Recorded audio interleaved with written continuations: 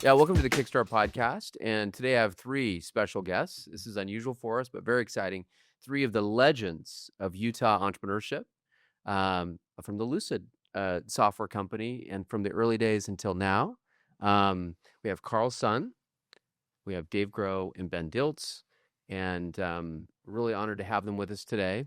And we're gonna go through the history of Lucid in 3 acts. I'm a fan of This American Life, and so we're going to try that format today. What I'd love to start with is getting started. Where did the idea come from? What was the problem that you're trying to solve? Tell us what that was like. We all have a lot of shared experience here. I think, you all have, how many years, guys, would we say? Too many. 15 that we've all been together. Yeah, 15 altogether. And yeah, for you, it's getting to that part of that 20 mark. And, I've been part for like maybe 14, we'll say. So a lot of things we could talk about. A lot of highs, some lows, some challenges. But let's start in the getting started part. Tell us about that, Ben. Yeah. I'll give you a little bit there. Before Lucid, I was working at Zane Benefits, who Kickstart got involved there a little bit. So that was actually my first introduction to the world of tech startups. So I actually took a summer job at what was then 2 people working in a garage home office, and helped us sort of start the technology team and build the initial technology there. And you're still an undergrad. That's right. Yeah. So I took this summer job after I think my sophomore year at BYU. Moved up to Park City. It was interesting. I'm from the East Coast and never skied in my life. And I didn't even know that Park City was a ski town. Not even when I went to interview. I went in person to interview, but it didn't register because it's just so far away from that world. I actually moved there and realized the place I had rented on Craigslist was 3 houses down from a ski lift. And Whoa. That was when I found out that it was a ski town. And pretty baller place to be as an undergrad. It was lovely. I have great memories from up there. I think the rent there's probably gone up a little bit. Yeah, a little bit. Yeah. But we were working on some really interesting products there, actually. So we were doing health benefits tech, and there was new legislation, authorizing new kinds of health benefits plans. And so we were building software to service those. And so from a software perspective, from an engineering perspective, it was actually a cool project to work on because we weren't just building a better mousetrap, hiring a slightly better sales team, and carve out a little corner of the market. It was really read the legislation, figure out how does this work? How are we going to administer this? What does the software look like? Financial ledgers and protected health information, all of this. So it was a complex project. And how we were thinking through it was using flowcharts. So we had maybe a half a dozen of us on the team working on this. Among us, we had, I think, 2 copies of Microsoft Visio. And I will tell you that even on the best day, especially in 2008, when I was working on this, drawing a flowchart in Visio, even by yourself, was just sort of a pain in the neck. Right. And this was also, save the file onto the shared drive and hope you're not overwriting the other person's file. And this is Ben's final October 2nd edition. And not everyone even had the software. So we were like printing out copies and leaving them on people's desks and drawing on them and bringing them. I mean, it was a disaster. And so the project itself was actually really fascinating and I enjoyed working on it. I sort of dreaded going to work and working on it in the morning just because of the tools available. Wow. Right. So, this was in 2008, sort of early days around Google Apps, right? The spreadsheet word processor sort of world at Google. And they were super rough around the edges at that time. But I think they were delivering on this core promise that you would be able to work together with other people, not worry about versioning and work simultaneously and get at it from the browser everywhere without having to install anything. And I think many people sort of saw that this was the way that software distribution was going to go. Mm-hmm. And so I went looking for who had done this for flowcharts, right? I didn't need anything elaborate at the time. I was just looking for shapes with text on them and arrows, right?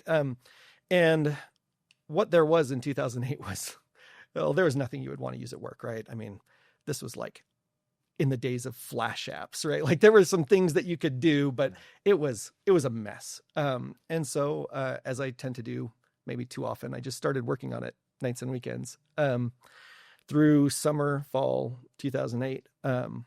basically all of my waking hours outside of work, working on this, and got something pulled together that basically worked by the end of the year, just a few months later. Put up what is, in retrospect, a mostly working most of the time prototype of Lucidchart. Wrote to some bloggers who'd written about similar stuff in the past, got picked up a couple of places, some medium-sized blogs, and signed up a couple of thousand users in the first week or two. And so I knew very early on, I'd struck a nerve, right? That I was not the only person who was super fed up with this whole category of software. But of course, at that time, it's impossible to know what kind of legs it would have. But that was, the sort of end of 2008, beginning 2009.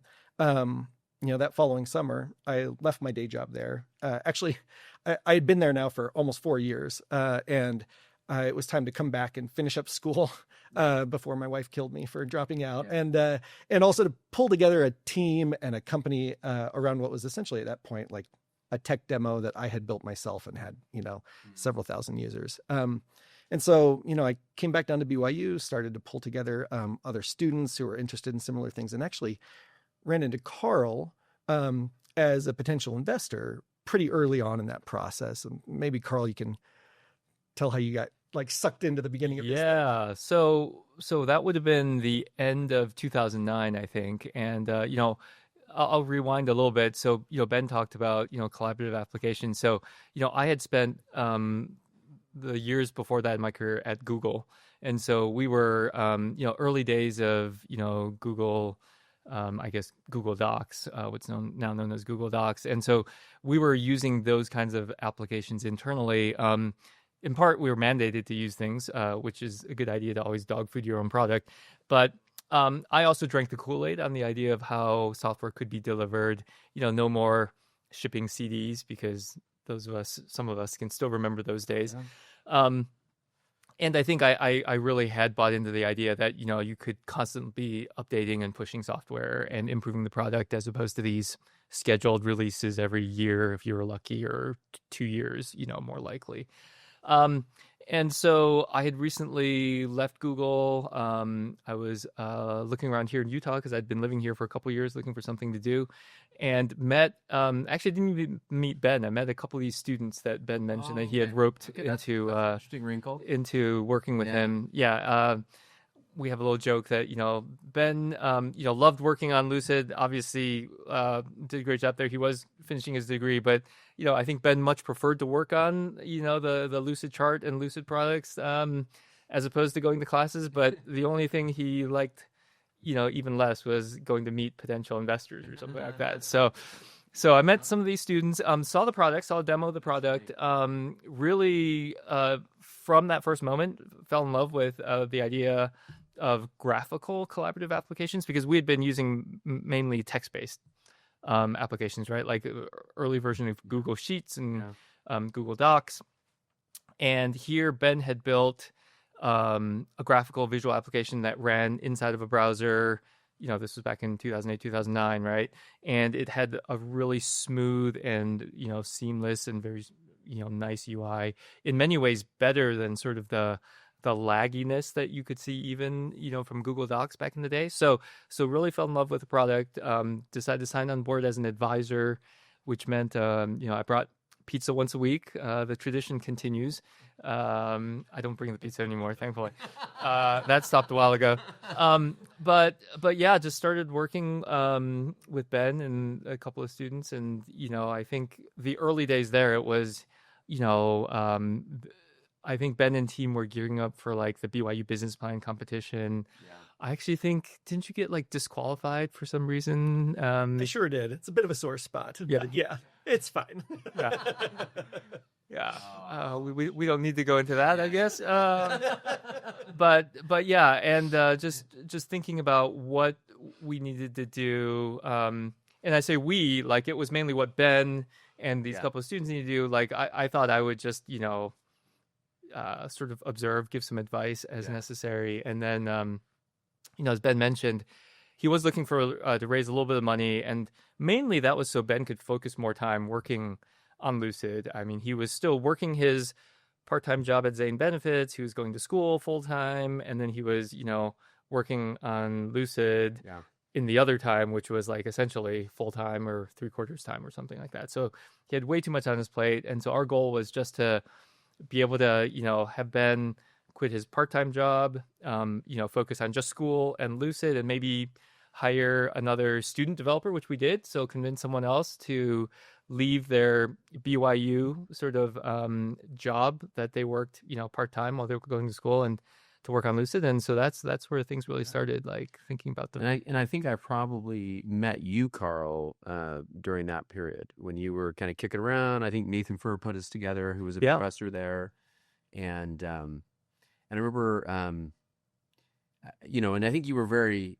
Like I remember being a mix. Like it was great to meet you. I actually incidentally had spent a summer with Google during business school, and so it was great to meet you. And so I think we had a shared view of how the world would evolve with collaborative apps. But I think you were kind of like, isn't there more going on here? I think you're like, you were hopeful, but you're also like, shoot, there's not like a ton that I want to invest. I want to get involved. And so you were really trying to get involved. And of course, it was very fortunate that you two met up, because it was a great, your background mixed with Ben's passion was a great of interest. And probably that's sort of like the next part of the story here is, when you raised money in the seed round. It's sort of I'll just say this is a sad moment for us, because there was a discussion about a seed round that happens.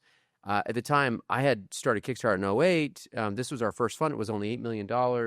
So we were talking during the time frame of Fund 1. Sadly for us, Fund 1 is not that great of a fund. Fund 2, which has Lucid in it, is a wildly successful fund, also has a lot of other great companies too. Fund 1 would be fabulously great if we'd gotten to terms. It'd actually probably be a top, all-time fund. If we'd gotten to terms on Lucid, we didn't. We can talk about that. Yeah. Well, thank you for saying those kind words. And I know this is to talk about the history of Lucid, not necessarily the history of Kickstart, but I'll just take a little segue and just say, things were very early, very nascent. So having moved from the Bay Area, things felt very different here. Like, that meetup event that I met the other students that Ben was working with, that was the sole meetup, Funding Universe, if you remember. I remember Funding Universe. If you remember that. And similarly, the ecosystem, the angel groups that were active or not very active, was very different. And obviously so much has changed over the last 15 years. Totally. But now seed funding is, there's so much available capital, which is great for entrepreneurs and for startups. And there's programs like BYU Sandbox, which are doing fabulously well. But I really give you a lot of credit for I remember we were talking back in the day, you were starting Kickstart and then you moved to New Mexico for a little while. And came back, but and so you weren't here for all of that, but honestly, you sort of put seed investing on the map here. So thank you. Thank you. It was my own version of Ben, which was, in order to make Kickstart work, I had taken a job in New Mexico and was flying in every week, so it was kind of my own, for actually the first 4 or 5 years. Yeah, but maybe just to take our story a little bit. So, raise that little bit of, friends and family money, like a couple $100,000, so that Ben could focus on it. We hired one other developer who's our employee. We call them employee number 1, right? And, started working, Ben and Alma was his name, decided they wanted to do a revamp, rewrite, the whole front end, give it a much better UI. And as we looked to think about, launching the product in the fall, we did that, but then, pretty quickly knew that we needed additional help. And, that's where, I was able to twist Dave's arm a little bit and persuade him to come on board just for a trial run. He was, understandably, justifiably, and intelligently probably a little skeptical about, what these guys are up to. And so he decided to give us 6 months of his time, and it's turned into a lot longer than that. Okay, so we have a visual here as we're bringing Dave into the story. So maybe talk about the recruitment of Dave, your choice to join. Just that period of Lucid. Sure. So this was late 2010. At that point, I was at Bain & Company, a big consulting firm, and was looking for something to do for about 6 months until I was planning to go to business school, get my MBA. And, Karl pitched me on what they were doing here at Lucid. And, it actually immediately resonated with me because of my Bain experience. At Bain, I'd spent 6 or 8 months working on helping a large defense company with redesign their engineering process for helicopters. And so I would go interview all these experts and then consolidated that all into a massive flowchart in PowerPoint. I did the same thing in consulting as well for a pharma firm. There you go. This is a painful shared experience. Yes. And was it one slide? Was actually one slide? Well, mine actually spanned many slides. Yeah. And so I know you had an experience where you shrunk it all down to one slide. 1 font. But it was incredibly painful because it wasn't at all collaborative. Yeah. It wasn't easy to use. It wasn't really, great to get people involved. And so when I saw the first version of Lucidchart, it immediately resonated with me because I'd felt some of the same, pain points that Ben had described earlier. And so, Karl essentially said, we need someone to help us come figure out and grow the business. And I said, great, I'm in for 6 months. A few years later. That's great. Okay. Yeah, and as you can see, we had a joke that consultants think in slides and PowerPoints and stuff, and so our game got upped a little bit. Once Dave came on board. So and we have the 2010 era deck here, but we also this is like the 2013. Right. So if you I guess in the intervening period, you also raise a seed round, which that's the one we didn't get to terms with, right? And at the time, this was like the disconnect in the time, because pricing was, Karl was unique and he had all these kind of wealthy friends from the Bay Area, and it was like, and there was, and really locally, it was kind of like, what can companies even sell for? And so we were really worried about pricing and we wanted to like have a board and preferred stock, and Karl's like, whoa, common stock. I was like, who's this guy? Kind of like freewheeling hippie guy from the Bay Area. Not really, but no, not really. Come on, I was a corporate lawyer in Bay Area. I don't know what you're talking about, man. But, for us, it felt like crazy, and I maybe the pricing on that was like an 8. I feel like is where it ended up, 8.3. No, it was sub.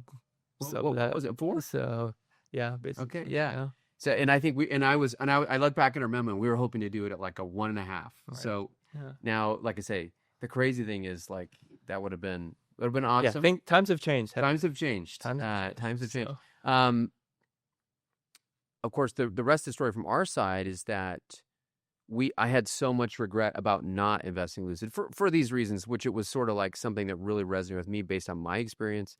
Love the team and what you guys are doing, and you're making tons of progress, that we really bet the firm on the Lucid investment. At the time, I didn't realize it, but we led your Series A as a seed fund, and we put 10% of our fund in that first round. And for us, it was an insane valuation. Did your LPs know that? I think I'm sure they recognized like, whoa, and at the time, actually, and I have it might be interesting to go through your deck and then maybe go through our memo a little bit, but because I think some of those, there's some interesting things that will come out of both. But I think one of the key considerations for us was, we're just like, wow, we just have so much belief in what they're doing. But it was a really big bet of like because we're coming in at it was like a 29 post money. We're like, to get 10x on that, it just has to be so big, and that was for us, we hadn't seen that many exits that were kind of at that scale. So it was a big swing. And there was some controversy inside of Kickstart. I think that's a pretty common. Yeah, it's a theme. Theme when I look back at raising money, particularly in the early days. I think a lot of investors actually had a lot of confidence in the team. Yeah. And that's why I think slide 1 there was the team. Because it was a great team and really smart people.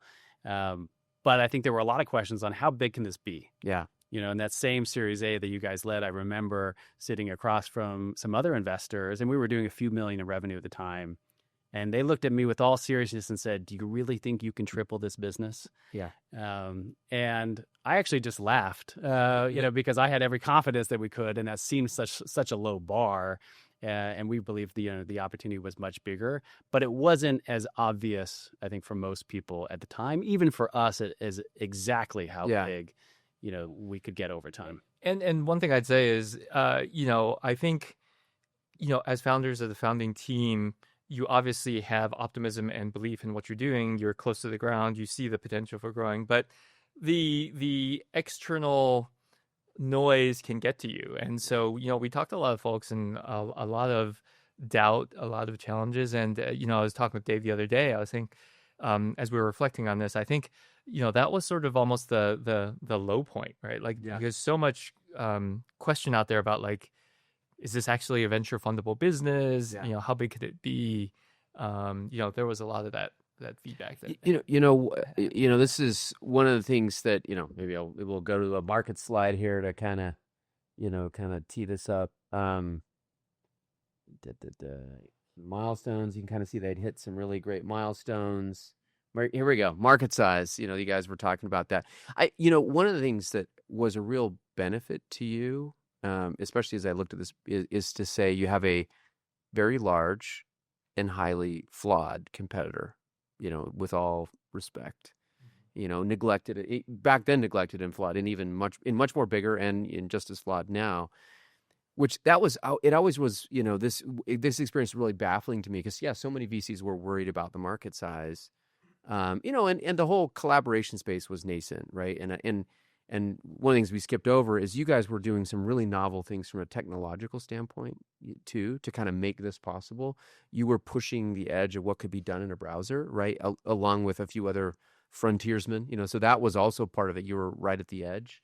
But, I mean, it really was very reassuring to me to say you have this very large, flawed competitor. If we do nothing other than grow the market a bit and still share, this is a big business.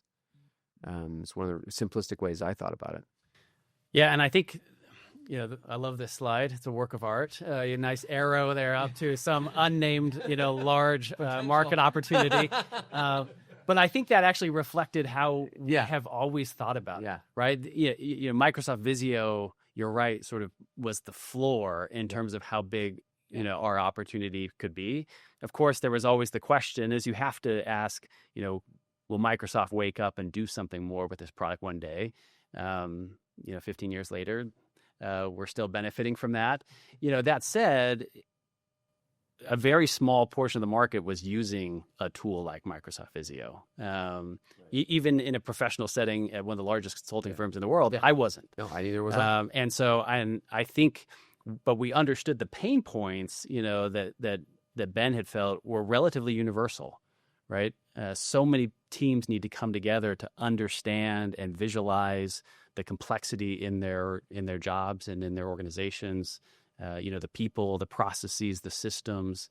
We saw that in the early days, attracting all these users who would never have considered themselves sort of Visio users or even diagrammers before.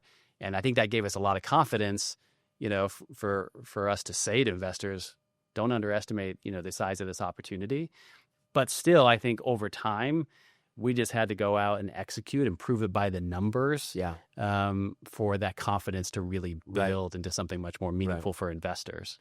And certainly what we have observed in our investing is that to have a really big outcome, you obviously need really, brilliant teams, you need a great insight, but there needs to be a wave that you catch, and, usually it's some kind of cultural transformation. And in this case, the growth of cloud collaboration, and there was the market exploded with users changing how they worked, which you were a big part of that. You were one of those influences that changed that behavior. But that was certainly a wave that we caught that expanded how we all thought about the market. I think it's one thing that's unique about the Lucid team that is maybe not obvious to the outside world is you guys are very self-reflective and actually pretty modest in about how you saw your opportunity and yourselves, very confident what you're doing, but also very there wasn't like the bluster. There's confidence, but there wasn't like the I mean, there is an unnamed upside here, but like maybe I just fast forward to a moment that I think was pretty pivotal that I think we've talked about maybe once before. So I think of maybe the next moment is being like the time that you guys are about to raise money from Spectrum at 100 million, which for, given how we had thought about it and you thought about it, it's like and there was this moment and they were excited to invest. You guys had gone out and fundraised. It's sort of the valuation we wanted to do. You had really grown the business to where this wasn't a huge multiple, certainly by today's standards, it wasn't, but like even then it wasn't that crazy. But there was like an existential moment. And like I remember being at your office and like sitting down with the three of you, after we played ping pong, as I recall, which is always a great lead up to this kind of thing. And really just like you guys were wrestling with, should we take this money? Because can we get a return on this money? Which I think is a very responsible way to see it, by the way. I think a lot of entrepreneurs could benefit from that pause. Because the goal here is to make money for everybody at every turn. Makes life a lot easier for everybody. But yeah, maybe talk about that. Maybe as our next. Yeah, you're right. It was a big inflection. And actually, as you were saying that, I was reflecting on the previous rounds, right? And obviously, we needed to raise the seed round, the one that Kickstart passed on. But even then, it was this realization that, okay, we're actually taking third party, like not just friends and family. Like certainly there's an obligation to friends and family, but when you're starting to take other people's money of it, like, well, hey, we need to return this, and they expect and want us to return this, right? And it's a big obligation, and the idea that, well, if we do this, then we're locked in, we're focused. We have to like dig in and find a way. And that same conversation happens at every round, right? Except the stakes get bigger, the number gets bigger, so the outcome that is required gets bigger. And I remember that conversation that you're referring to was sort of a somber is not quite the right word, but it was very serious, right? Like we were thinking about like, okay, well, we believe that there's a big market out there. How fast can we capture it? Can we capture it? Are we the right team to do it? Totally. And, and I play different roles in different settings. And I think in that setting, I played the opposite role of what I usually play as an investor, which is, you guys were being very thoughtful and serious about it. And I flipped it and it's like, guys, you may never work on something this interesting again. Like this might be it. Probably like you're going to do great things in your career, but when are you ever going to have this chance? So usually it's like me kind of saying, hey, let's temper. This was more like, let's go, let's, damn the torpedoes, let's go. Because I could tell, and my guess is you would end up there either way. But I think we're by nature a very tactical group. Always have been, especially in those early years. Big unnamed upside aside, we often in those first few years were very much looking at what are we doing this month, what are we doing next month, and how far can we get this year. We weren't thinking a lot on the day to day of like, what does this look like 5 years down the road? And so from a very early part of our history, we actually sort of brought the burn really under control, and we're like masters of our own destiny. And so when we were looking at that kind of investment, part of the conversation too was we don't have to take this investment, right? Like we could carry on operating this business and continue growing without taking an additional massive tranche of money. But this gives us the opportunity to like dig more in, right? To move faster than we otherwise could. And so it was this conversation of how big is our vision? Like force us to look a little further out and a little farther up and say like, do we believe this and how far can we go? And obviously ultimately we decided, and I guess in retrospect correctly, that like there was a long way more to go. Yeah, there was. Yeah, and you mentioned it, but I think it's just worth reinforcing how important it is to have the right people around the table, right? And that can be part of your core team. It can be, a couple key board members or investors who can help you sort of tackle whatever the big hard question is of the day and bring a very different perspective. And I think in that moment, you were able to zoom out maybe a little bit further than we were and help us kind of see, that next opportunity. Yeah, and just someone who's maybe not in the day to day but knows you well enough to say, because it's easy to be cheerleader, but it's better to be an informed kind of like, no, go for it. Right. And that was that moment, because you guys had there's so much confidence that people who had invested in you had at that point, which is like, you're really doing everything you say you're going to do, and so it will just keep going that way. And you guys didn't have like the crazy competitive dynamic that maybe had happened in other companies, and so it was a little more, let's move more to offense. But I will say, I think that's been a strength of Lucid. And just think about some through lines about what's made this company work is you have had a culture of very data-driven and open conversations throughout. The big decisions. A lot of companies, there are these moments where you're making, these hard choices, and you say, wow, that moment was pivotal, and there'll be other ones. But I think you, as a team, fostered this environment where you really could make those decisions together and really, look, it wasn't just, you looked hard at the data first, and which was a cool cultural, and I think you were able to retain amazing people because of that. It wasn't just one person, or it wasn't just one way of doing things. Right. Yeah. And I think that relates to sort of a core theme generally of Lucid and a lot of great companies, is just the focus from the very, very beginning on great people. Yeah. And I give a lot of credit on this to Karl. I remember when we were maybe 15 or 20 people, every time we had more money, right? The burn was pretty low. Every time we had enough money, we hired another engineer. And so at some point it was about 15 engineers and Dave. And I said, maybe I need someone to help, do a few other things outside of write code here. And so I was pretty burned out. We needed someone. We started interviewing, and we interviewed someone who was pretty good.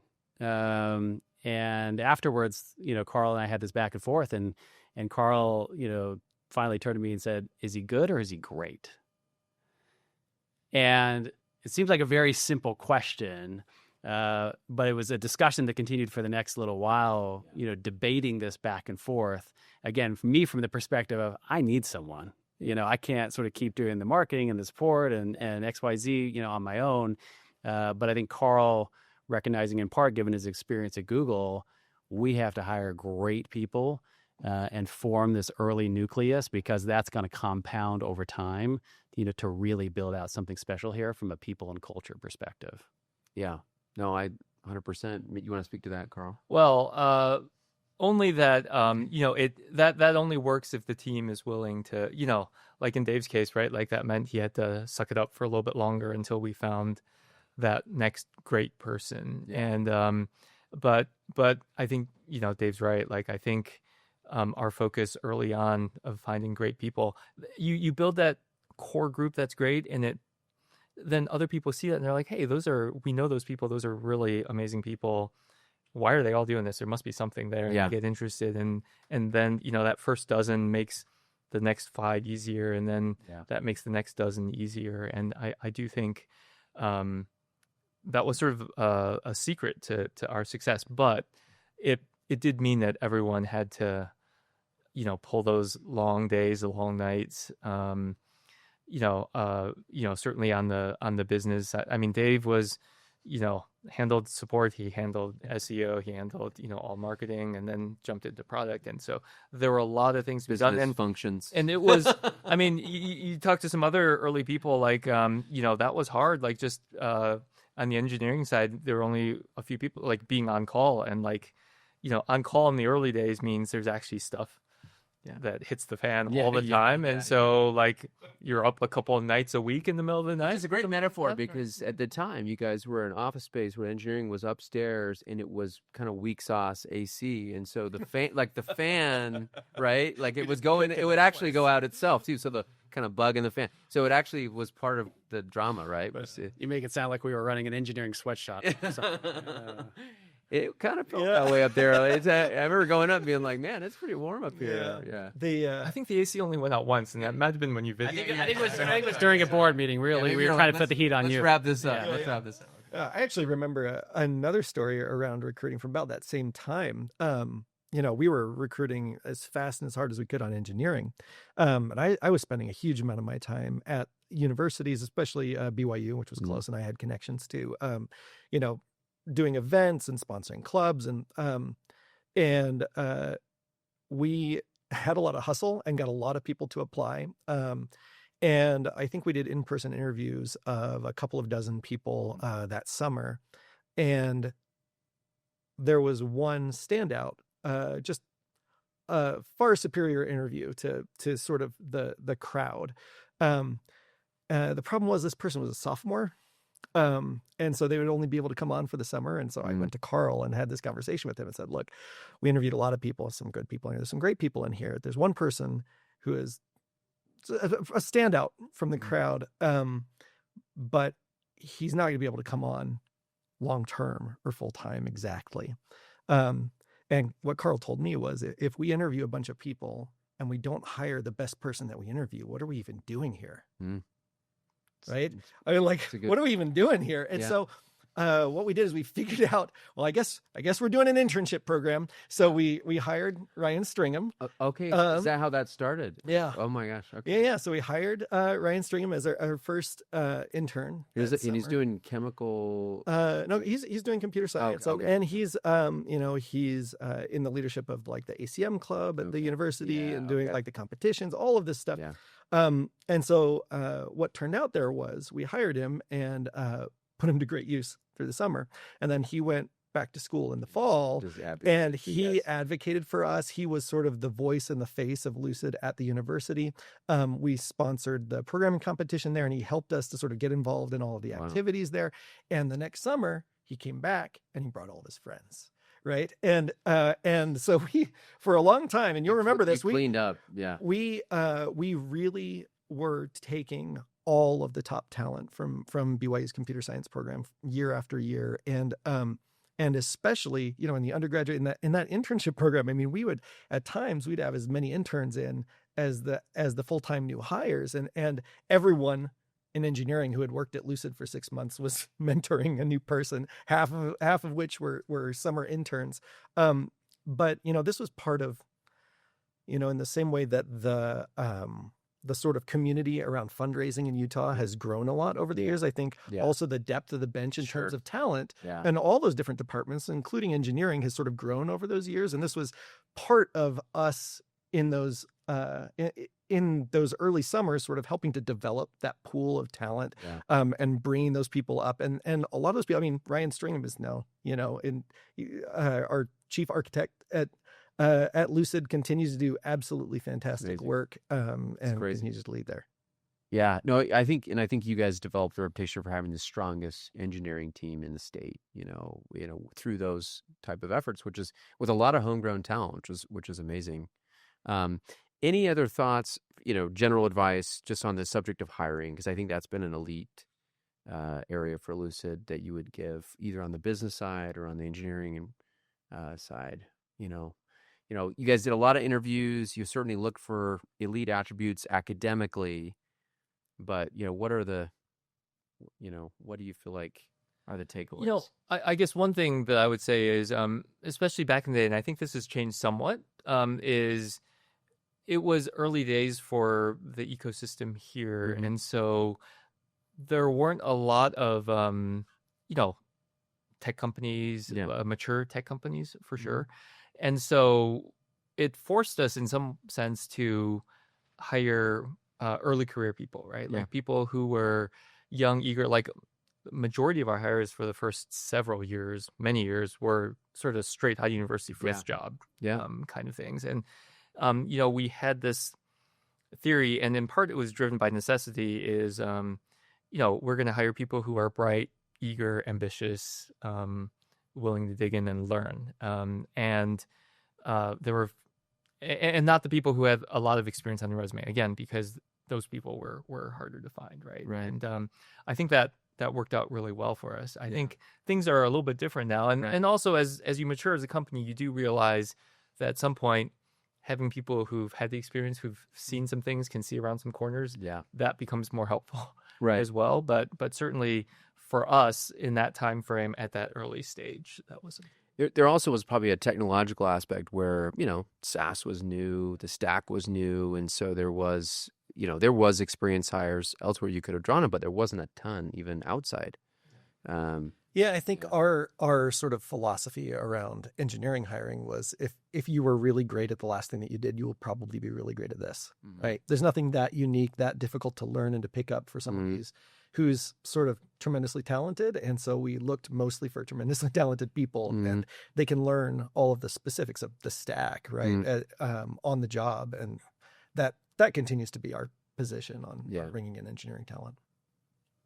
I would just add there was no outsourcing to anyone else in the organization, right? I mean, Karl did every final round interview for the first few hundred hires, even as we continue to scale. And I think, that made a big difference. But it also meant that the executive who was the hiring manager really was going to make sure that this person was great, right? Because, they didn't want to pass that person on to Karl and then have a subpar review come back. And so there was just, again, that core emphasis from the very beginning, because if you have the right people, a lot of the other problems will work themselves out. Yeah. Yeah. I do think Karl, that was a huge contribution you made here, was just keeping the bar so high on talent, and, and it meant, waiting on a lot of roles, taking a long time.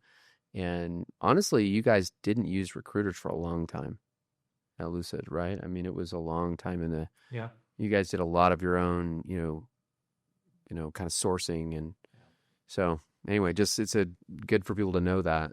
One other thing I'd say also about recruiting is, relatively early on, when we were about 50 people, was the first time that we sort of codified and wrote down our core values as an organization. It was interesting, actually. We were about 50 employees, and we're coming up on, university graduation. And so that's like this big wave coming in, right? And I think we were going to grow from 50 to nearly 100 in the course of a couple of months. And, when you're half a dozen people, like the culture of the company and who you are is like the average personality of the half a dozen guys sitting around the ping pong table trying to figure out, like, what are we doing next? And if in a year you grow from that to 12 or 15, there's a lot of inertia and everybody's sitting with someone who's part of that initial nucleus of the team. But if you're going from 50 to 100 in a matter of months, you can, if you're not really deliberate and careful, lose what it was that made the place special and made the place winning. And so we took a big chunk of the team, I think it was 15, 17 of us. We went offsite for a couple of days, actually, to talk through. This was like company vision and mission and all of this. But by far, the most important thing that came out of that exercise was our core values. And the core value exercise was not meant as an aspirational exercise. It was meant to be introspective, to look around the room and say, like, who are we? How are we deciding who to hire? What behaviors are we promoting? And that sort of thing. And so when we wrote down those core values, they immediately rang true to everybody there and to the rest of the company. And they felt immediately like they were right. And in fact, they have remained unchanged from then till now. And so these ideas of teamwork over ego being real, and the way that we operate, and our belief that passion and excellence are like the flip sides of the same coin, that the people who are passionate about their job, who dig a little bit of themselves into it, those are the people who are best at their job, right? We believe that. And so in our hiring process, we're looking for people who have passion about the job and the role and the opportunity, believing that those people are going to then deliver really excellent results, right? Anyway, this set of core values, really central to us. It's a big part of our hiring process. And I think there's this anti-pattern in recruiting where you look for a culture fit, which is finding somebody who's like me, who like I want to go have beers with, right? Like I want to find like the guy who like I'm going to pal around with, but that's not a good culture fit. A good culture fit is someone who shares your core values, and you bring in people from like a lot of different backgrounds and different kinds of experiences and bring that power of that diversity into the team, right? But sharing those core values and beliefs about how to operate, how to be effective, and how to, do a great job. Yeah. No, that's great. And I think what's really interesting and powerful for us is, those core values are the same today that they were. I think they ring as true today as they ever did. Now, the mission and the vision that came along with that, those have changed multiple times, actually. And this goes to our earlier conversation about, like, for a long time we were sort of one step in front of the other, and we were sort of a little bit two heads down, but it took us a little while to really see the landscape and see what we could be as a company and the opportunity and where we could fit in that. And so I think that vision and that mission has expanded dramatically over the last 10 years, but those core values are the same. And there's still things that, as Ben likes to say, at this point they're painted on the walls, and they are there, but it's more than that, right? Like it is that we actually talk about. It's things that we actually recognize in people. Like every sort of company meeting, there's a chance for peers to recognize and acknowledge their coworkers who have helped them. We call them fist bump awards. And, it's all about living those core values. That's awesome. I mean, here's kind of an interesting data point. So I had my LP meeting yesterday, which, thankfully these three are all investors. Now I work for them now. But where we report back to our LPs, and we had two former Lucidites who are really leading companies. These are in our portfolio doing really well. And what's cool is they take that culture onto the next company, teamwork over ego, that passion, and that the focus on the details, the focus on, operational excellence. And what was cool in one of those instances, I matched that person up with this company because I'm like, look, this reminds me of, and it's also a PLG company. And I was like, this reminds me of the magic you guys had. And what was really interesting about this person he had been a CEO at his previous role. He jumped in and kind of like call me whatever you want, but I want to be part of this. So I just think great people they are drawn to be with other great people and kind of have that special experience. And yeah, you guys have preserved that. And a great example is around the table where, Ben's got this whole thing going as a project. He's still, playing a really important role. He's changed hats a few times, but he's still one of the best, technological leaders at Lucid. Still really critical to the AI strategy, among other things. Part of the board and all this stuff, but change whatever the role is required. Karl, led for a long time, brought in a lot of the team, including Dave, and then decided at some point, hey, let's transition. Had been kind of grooming Dave to say, hey, let's have him take over at some point, and Dave takes over, and the company feels the same. It feels like, yeah, this is what always it should have been. So it's cool that, and there's been all these, and it'll be interesting to you guys. We've had all these generations of the company, this moment, that moment, this external thing, but there is a through line of the culture, and I know that's partly what you all are so passionate about, is taking care of these people and this culture that's special, and it's beyond Lucid now, which is cool. Yeah. And I think you guys know that, but as an investor, we look for it because we're like, oh, we can win with that. And it's also a ton of fun, right? It makes it. So anyway, any comments on that? If how that feels, or if you've noticed that? I'll say how it feels. It is rewarding to see, where the company has gone. But to me, it's the team that is still here. The people who have passed through and are doing other interesting things. I mean, that is rewarding to see. How the whole ecosystem has grown, and our part in helping support and seed that. Yeah. Yeah, I remember in the early days sitting around the table, the board meeting or whatever, and going, "Wow, this is a bunch of CEOs and CTOs and entrepreneurs that are here, and many stayed longer than they would stay anywhere else, and then yeah, it's cool what they've gone on to do. So it's one of the great legacies of this company, I think. We certainly hope so. Yeah, I think as we look forward 10 years, it'll be fun to see it all play out a little bit more. Yeah. Awesome.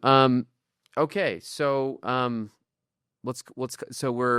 the Lucid story, let's say we've raised money, we've got to critical mass. Maybe there's so much that's happened. You're a very large company now. You have 1,000+ employees. You're all over the world. You have tens of millions of users. You've got so many enterprise clients.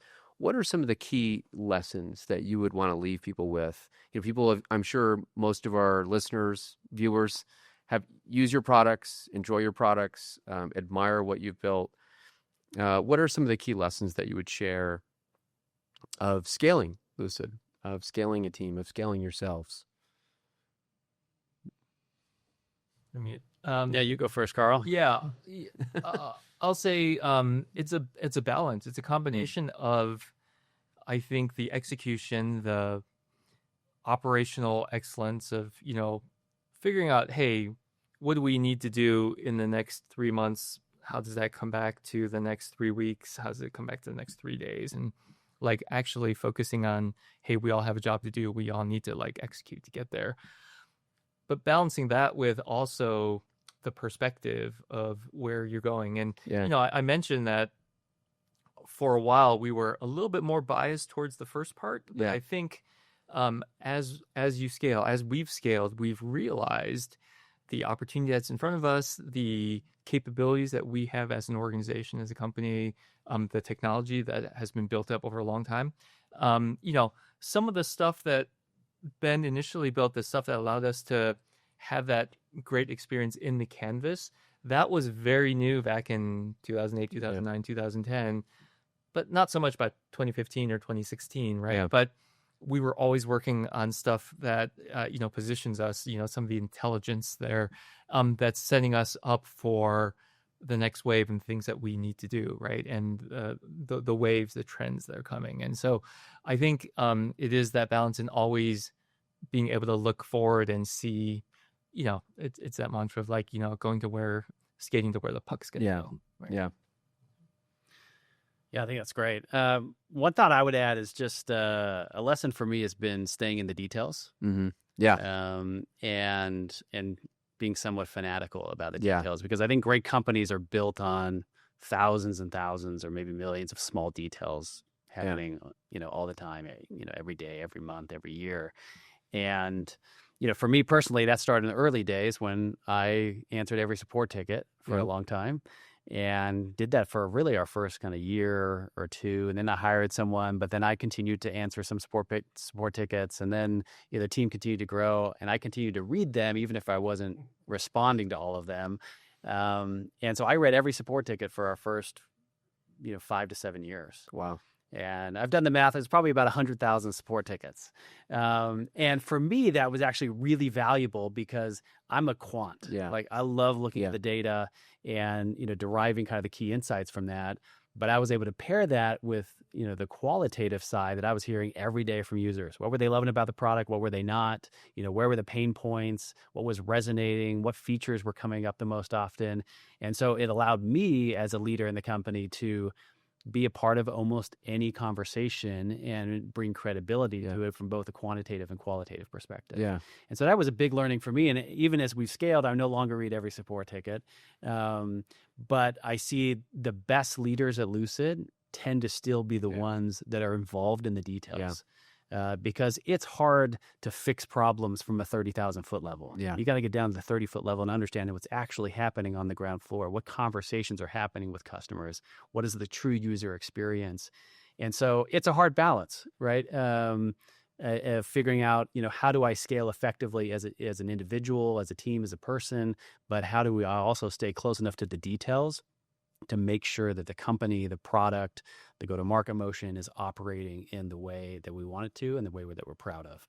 Right. I will say that's something I've learned, I think, alongside watching you and seeing other companies is that leaders that scale often have a bias towards the details longer than people think.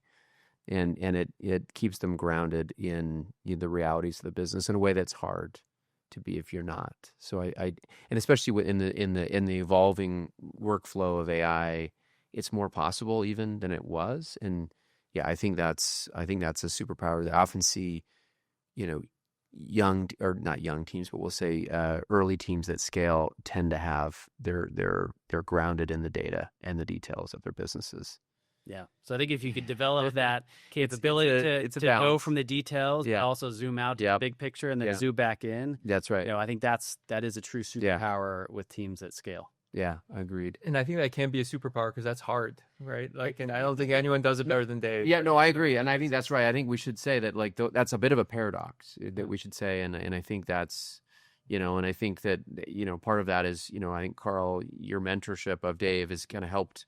But yeah, that is a paradox. But good leaders have that, So Yeah, I've seen that in my own role also. I mean, as you say, I've changed hats a number of Yeah. times over the years, Yeah. but I continue to write code. yeah, no, And I think that being close to it and helping with the architecture and the design and actually building the thing keeps me grounded in the process. I mean, we are a technology company. The thing that we are selling is the technology that we are building. And so I think it's important at the executive level to have some understanding, real ground understanding of how it works and involvement there, so that as we have strategic conversations around, what to build and when to build it, that I can bring a grounded understanding and position on, how difficult of a thing are we talking about here? What do we have right now that we can leverage to do that faster, right? Yeah. And help to, make better decisions that are better informed. totally. I mean, I think that's on the tech side. This is the same metaphor that I would use for you, Ben, which is that, like, you have stayed very close to the customer, very close to the product,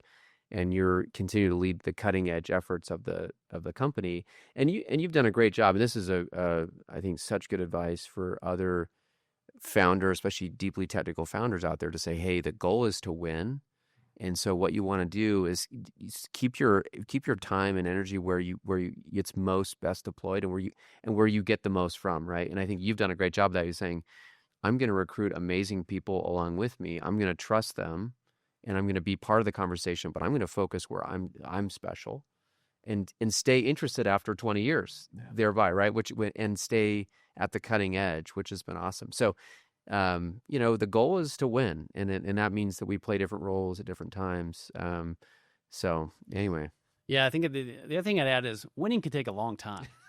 And I think sometimes as a team, you just have to be willing to grind it out. Yeah, no, totally. There's times that are harder than others. Obviously, I think, in the market today, you hear it was sort of triple, double, and now that seems like that's last week's news, and now you got to be to 5 million or 50 million within a couple of years, and there will be a handful of companies that do that. Yeah.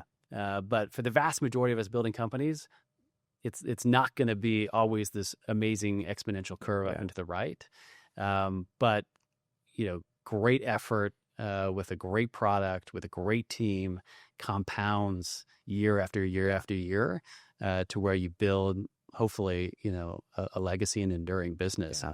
But man, it takes a lot of time and work to do that. It does. It just, there's no substitute for that, right? And the millions of happy customers and out there are a big testament of that, right? Where and now many of those users that started in EDU accounts who fell in love with Lucidchart or Lucid Spark, now it's part of their lives. It's pretty amazing. The other thing I would say is, as you scale, I think a natural state for a company to grow into is that sort of bureaucracy grows over time as you introduce new rules and new guardrails around things to make sure that you're not doing things that are hurting your customers or internally. And it's very easy to use the scale of your company as an excuse for why everything takes forever. But I think that the best companies use the scale as leverage to go faster. Yeah. I look at some of the internal things, where I'm close to in engineering. In 2015, the sort of lead time from engineers building a thing to it showing up to customers was sometimes 3 or 4 weeks between the time that you actually made the thing and when you're able to deliver that value. And now we're doing dozens, maybe hundreds of code releases a day. Awesome. Right? Like over time, like we've built the systems, and instead of saying like, now the system is bigger and it's more complicated, and therefore we're going to actually slow that down and take more time on QA. Like instead we looked at it and said, how can we take the strengths that we do have, point them at this problem, and find ways to go faster? That's awesome.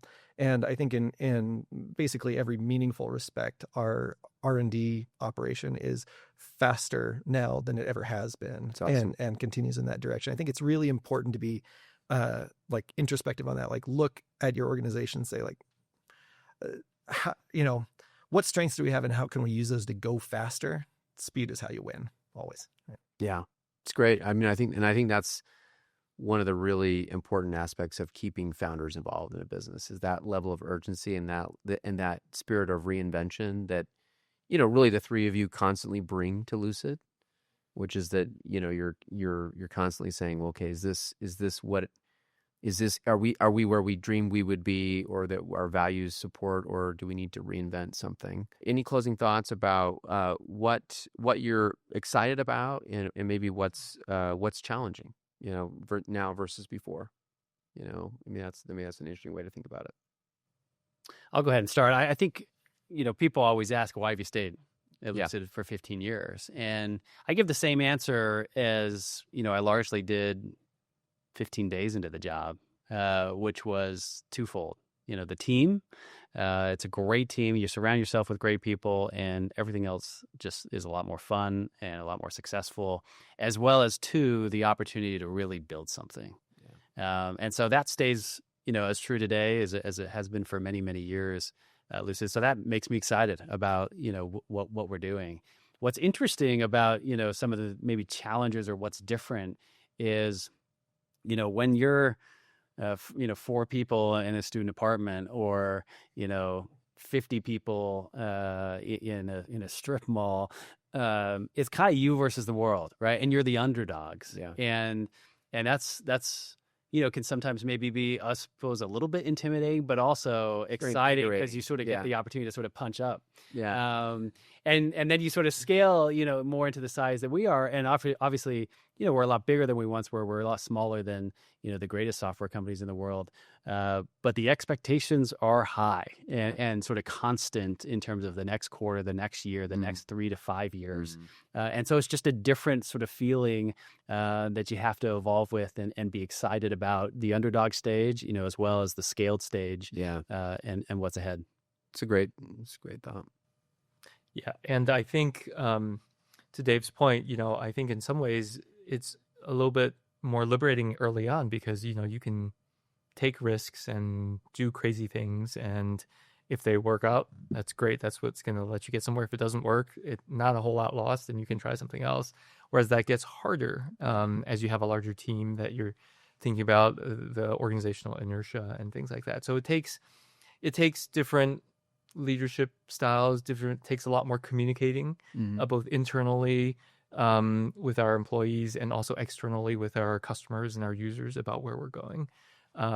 So companies definitely grow and evolve and change, and it's certainly necessary. And the company now is not going to be the same as it was, but if those values and the reason that people want to be there because they want to be part of that team, want to be part of building something, I think that is the thread that runs through and that keeps organizations thriving. Awesome. Ben? Yeah. I think the world of software right now is obviously in sort of the middle of a big upheaval. Yeah. Everything is exciting and new and scary and unknown, right? You don't know what the sort of world of software looks like in 5 years. But I look around at the team that I've got around me here at Lucid, and we are sort of we're doing what you need to do to make sure that you're part of that wave. Yeah. Right. Yeah. That like as the world is changing around us, that we are part of that future of where the software world goes. And that's very exciting to me, right? Yeah. To be part of that, to be able to see it and to be able to run along with it. And so, yeah, it's interesting times, as they say, but I love it. Yeah, it is very exciting times. And, I joke with some of my companies that, even a scaled up company like Lucid, you have to kind of put the pirate hat back on a little bit and get back into a little bit of founder mode and but there's a lot of we're still working together, so there's a lot of exciting times ahead and so thanks for all these thoughts. I mean, certainly for Kickstart, this is definitely one of the most important investments we ever made, and obviously, we wish we'd made it just a little bit sooner, but really glad we bet the firm on it. It turns out it was a great. We have a special wall out here. We were just sitting by before we started, called the Dragon Wall, and Lucid is featured prominently on there with a gold coin next to the dragon. Just love to get your thoughts on the future of Utah now that you have been a big part of really helping Utah get to the next stage of SaaS companies, technology ecosystem. What do you know, how does it feel now versus when you really, started Lucid and got going? And what do you see? I would say I'm very bullish. I'm all in on Utah, and obviously we've come a long way. Yeah. Since we first started, when there were just a few companies coming, out from under the covers and a little bit of funding, here and there, not as deep of a bench of talent. But now, we've gone through, I think, a couple of cycles. There's amazing talent here. I think both entry level and, more experienced. I think you've got a whole host of great companies, that have the opportunity to break out.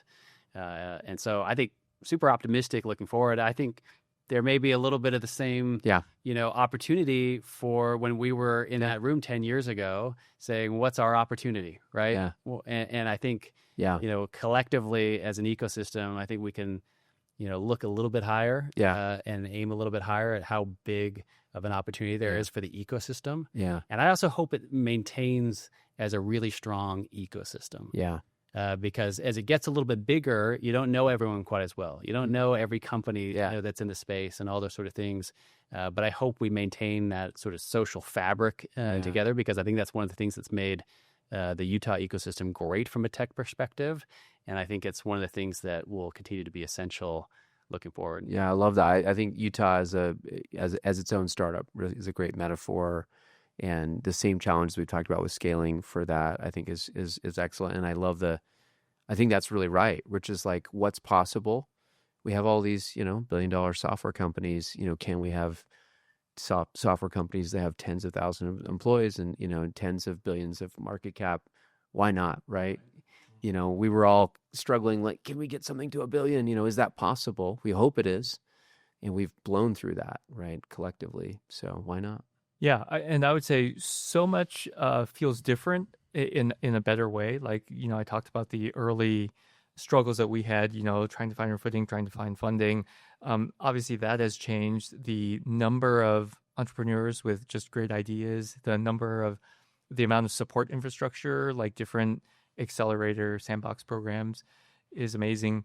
But at the same time, it does feel like a great community, right? It's still personal enough that I think there's a lot of personal connection, people wanting to help each other. Yeah. I think that is still very much defines where we are. And I do hope that that's the way it will continue, to Dave's point, that it's an ecosystem where we support each other. And I think we're well on the path to doing that, right? Yeah. I think that's what makes this a special place.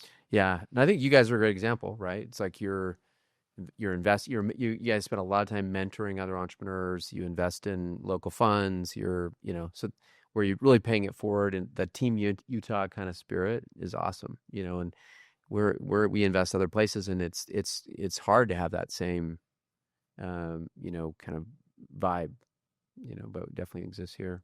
Yeah, Utah is different than other places. Yeah. And I think it's okay. And I think that we should hold on to that. Yeah. Right? I mean, we should play to our strengths. Yeah. I mean, we talk about our own core values sort of holding steady and being this center of gravity of the way that we operate and do business. And I think that Utah has this culture that we have, we're very sort of family oriented. Yeah. There's people here love the outdoors. There's this, these great local universities that, again, each sort of have their own personality. And I think that all of that together, that makes Utah what is Utah. Yeah. Right. Us, the people who are here. And I think it's okay to lean into that and to, focus on our strengths, do the things that we're good at, and use that to our advantage. Yeah, I love that. It's a great way to end. Yeah. Thank you, guys. Gavin, for That's support. That's All the support through the years. Yeah, you bet. Thank you guys. Well, I mean, we're not recording anymore, Karl. You can stop the brown note. Yeah.